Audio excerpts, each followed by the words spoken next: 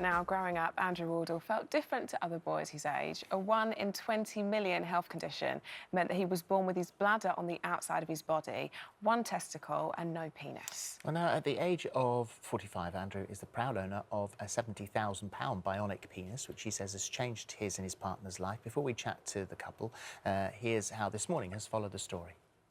It's very difficult to explain, but when you do explain it, some of them are really nice. And my first girlfriend, I was so lucky, she was really nice. I've actually been punched in the face because I once told a girl, yeah, I got a punch in the face. That was a real shock. Andrew's now been fitted with a bionic one and is just a step away from finding out whether it works. I've got what anyone's got now. It just needs turning on. I have one more operation and they're just going to basically turn it on. You've put sex on the back burner of your mind your entire life. How do you make your brain and that connect? It's so far at the back of my mind. I think I'm going to have to unlock it with a psychologist. Yeah. Because I can just completely blank it. Completely, don't even think about it, I can blank it. So I think if I want a normal life, I'm just going to have to unlock that, and I think I'll need help to do that.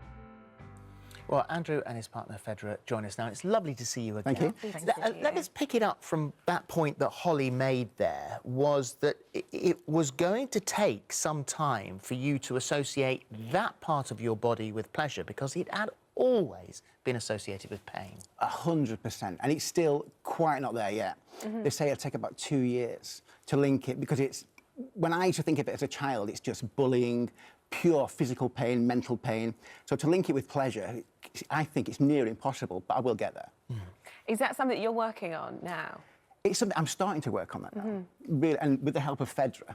You know, to do it alone would be very difficult, but I've got great support, so. And you've been an amazing support Yes, throughout. But the sex actually, because when you first got together, that you couldn't have intercourse, and so that was never for you an important part of the relationship. We got there. It wasn't. We built it in a different way, in an old school way, in a sense. Yes. So he's my best friend. He's my partner in crime, and you know we got there under 6 years. So Was that before anything else? Yeah. Obviously, you know, we've spoke to you a lot about this before, but how did it impact you growing up? Oh, horrendous. I used to, when you were a child, you don't really notice it. You just link it with hospitals, operations. When you get to about 12 or 13, you think, wait a minute, this is going to be really bad. And it was quite correct. And when I was 18, I just hit the drugs for about 10 years. Yeah. So a major impact psychologically. Huge, huge. And so, I mean, it took a while, actually, because the discussion started in 2010. And we say bionic penis because it makes a good headline, but it's actually sensibly called phalloplasty. Yeah, that's the one. And so, so started in 2010.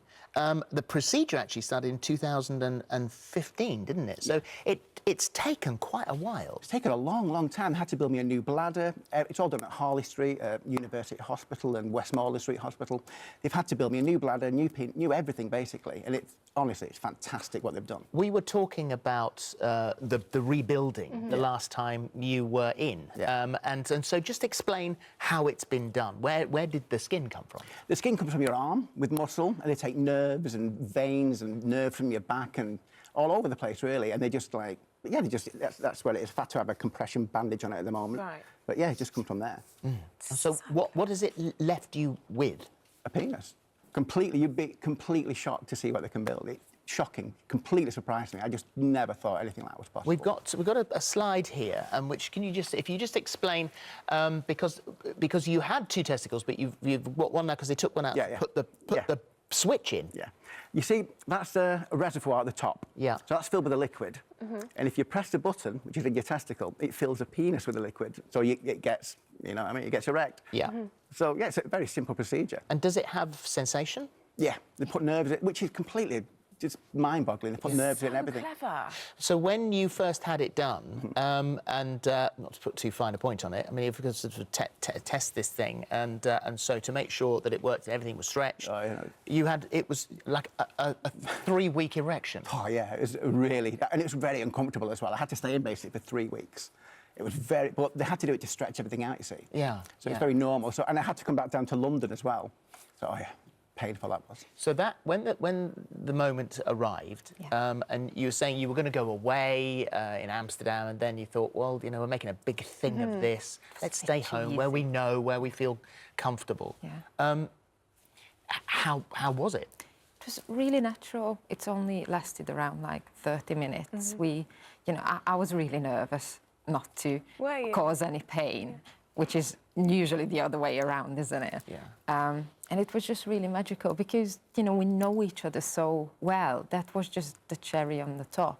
It was lovely to, you know, make the next step and open that door as well. But it wasn't forced. It's, as you said, we was going to Amsterdam and we went, but it was a bit cheesy when not these kind of people. Well, you're pinning everything on that moment, aren't you? Whether, like you say, it's just used to. That's and it's happened in the evening, you know, normal. It was no, I'm not one of those women who, you know, have a bow on herself and sitting on a bed or something. It's just, you know, it's not, well, it's not like us. What's it done for your head?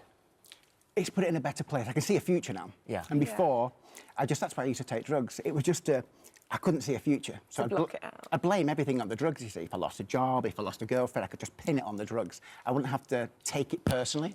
So I built this barrier around reality. And now I've been able to strip it down and been able to live a life. What about a family? Well, we're looking at that next year. We haven't gone into that because I thought it'd be too much pressure. I'm going through all this, so I didn't want to put any pressure on me or any pressure on Fedra. So, yeah, we're going to look at that next year.